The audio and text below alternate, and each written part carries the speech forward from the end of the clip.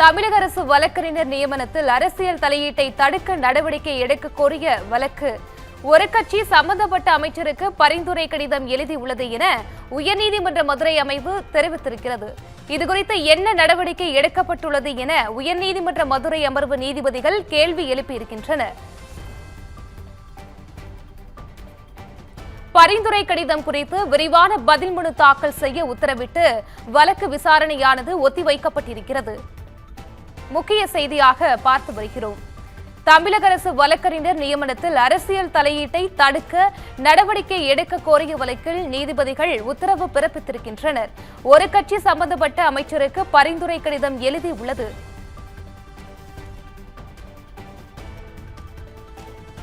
பரிந்துரை கடிதத்தில் உள்ள நபர்கள் அரசு வழக்கறிஞராக நியமிக்கப்பட மாட்டார்கள் என அரசு தரப்பு உறுதியளித்திருக்கிறது. இதுகுறித்தான முழு விவரங்களுடன் இணைந்திருக்கிறார் எமது செய்தியாளர் சக்திவேல். வணக்கம் சக்திவேல், முழு விவரங்கள் என்ன? நிச்சயமாக வணக்கம் பவித்ரா. தமிழக அரசு வழக்கறிஞர் நியமனத்தில் அரசு தலையீடு நடவடிக்கை எடுக்க கோரிய இந்த வழக்கை விசாரித்தது. அரசு வழக்கறிஞர் நியமனத்திற்காக அரசியல் கட்சி வழங்கிய பரிந்துரை கடிதம் என்ன நடவடிக்கை எடுத்துள்ளது எனவும் நீதிபதிகள் கேள்வி எழுப்பியுள்ளனர். காங்கிரஸ் பரிந்துரை கடிதத்தில் உள்ள நபர்களை அரசு வழக்கறிஞராக நியமிக்க மாட்டார்கள் எனவும் அரசு தரப்பில் விளக்கமும் அளிக்கப்பட்டுள்ளது.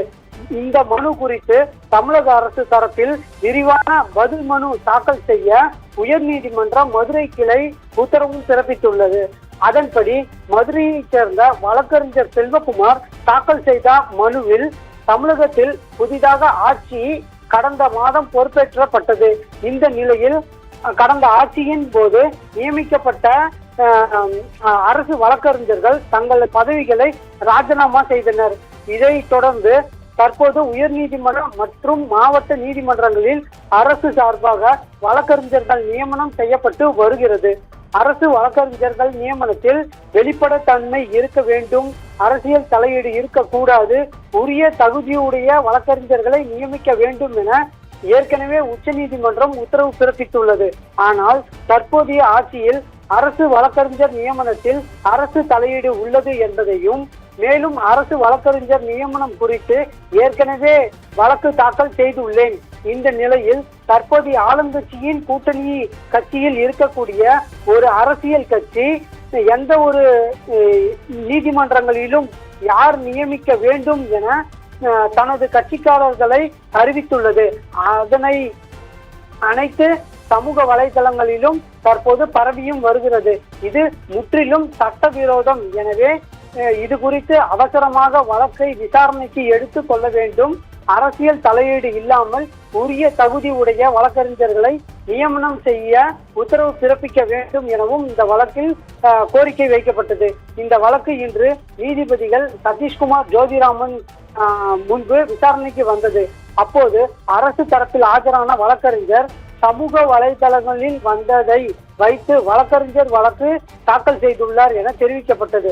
அப்போது நீதிபதிகள் சமூக வலைதளங்களில் வந்தாலும் ஒரு கட்சி சம்பந்தப்பட்ட அமைச்சருக்கு பரிந்துரை கடிதம் எழுதியுள்ளது, இது குறித்து என்ன நடவடிக்கை எடுக்கப்பட்டது என கேள்வி எழுப்பப்பட்டது.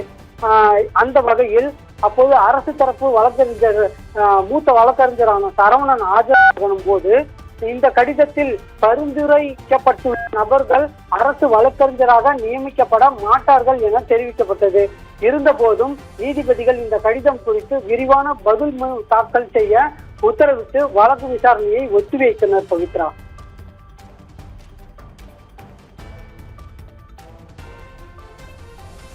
விவரங்களுக்கு நன்றி சக்திவேல்.